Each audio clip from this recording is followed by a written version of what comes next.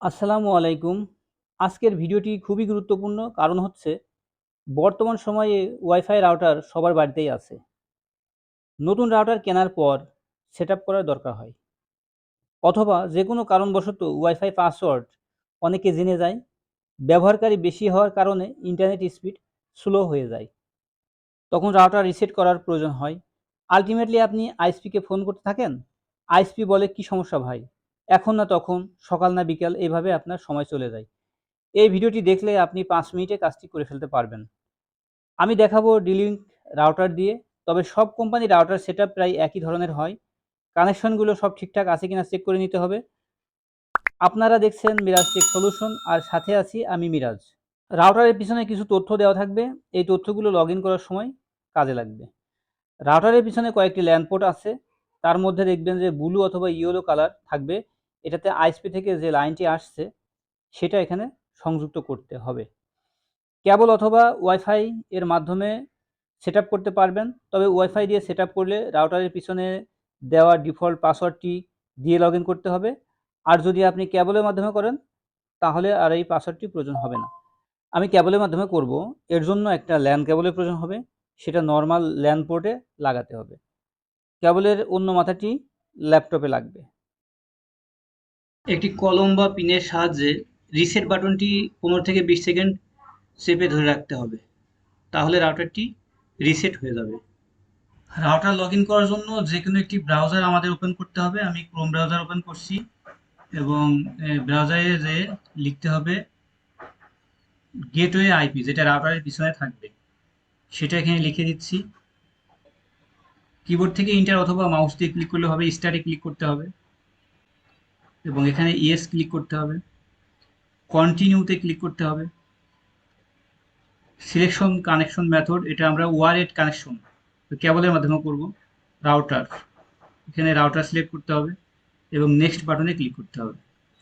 এখানে select the connection type, PPPoE, এই মেথডে আমরা সেট আপ করব এবং আইএসপি থেকে প্রাপ্ত একটি ইউজার নেম এখানে দিতে হবে, যেটা আপনি আইএসপি থেকে ফোন করে নিয়ে নেবেন, এবং একটি পাসওয়ার্ড আপনাকে দিতে হবে এখানে, যেটা আইএসপি আপনাকে দিবে, এবং নেক্সট বাটনে ক্লিক করতে হবে। এখানে একটি নেটওয়ার্ক নেম লিখতে হবে, যেটা এসএসআইডি বলে, বা যে নামে আপনি সার্চ করে পাবেন আপনার নেটওয়ার্ক, যেটাই বলেন আর কি, এটা আপনার এখানে লিখতে হবে। এরপর হচ্ছে এই নেটওয়ার্কের পাসওয়ার্ড, মানে যে পাসওয়ার্ড দিয়ে আপনি নেটওয়ার্কের সাথে কানেক্ট হবেন, সেই পাসওয়ার্ডটা এখানে ডিফল্ট একটি পাসওয়ার্ড দেওয়া আছে। আপনি চাইলে সেটা পরিবর্তন করতে পারেন। তা আমার মনে হয় পরিবর্তন করে দেওয়াই ভালো। আরও স্ট্রং পাসওয়ার্ড দিতে হবে, যে কারণে আমরা রাউটারটি রিসেট করছি। এখানে একটি স্ট্রং পাসওয়ার্ড দিতে হবে এবং নেক্সট বাটনে ক্লিক করতে হবে। যেহেতু ডুয়েল ব্যান্ডের রাউটার, সেহেতু 5G আর একটা নেটওয়ার্ক এখান থেকে বের হবে। এটা আমি ডির 841 এটা রাখছি, এবং পাসওয়ার্ড যে ডিফল্ট পাসওয়ার্ডটা আছে সেটাই আমি রেখে দিচ্ছি এবং নেক্সট বাটনে ক্লিক করছি। নেক্সট বাটনে ক্লিক করছি, এখানে নেক্সটে ক্লিক করছি। এখান থেকে changing web based interface password, এখানে একটি পাসওয়ার্ড আপনাকে দিতে হবে।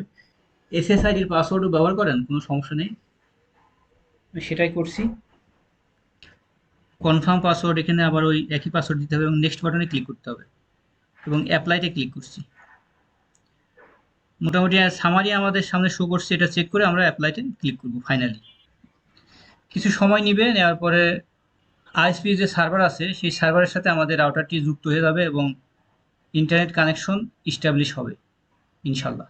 বন্ধুরা, আজকে আমি খুব সহজভাবে আপনাদের রাউটার সেটআপ দেখানোর চেষ্টা করেছি। এখানে ফিনিশ বাটনে ক্লিক করতে হবে।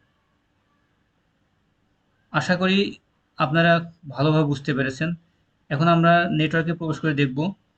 দেখুন, খুব সহজে আমরা এখন ইউটিউবে প্রবেশ করতে পারছি। ভিডিও আজ এই পর্যন্তই। আপনারা যদি এই ভিডিও থেকে একটু উপকৃত হন তাহলে চ্যানেলটিকে অবশ্যই সাবস্ক্রাইব করবেন এবং ভিডিওতে একটি লাইক অবশ্যই দিবেন। ধন্যবাদ জানিয়ে ভিডিও এখানে শেষ করছি।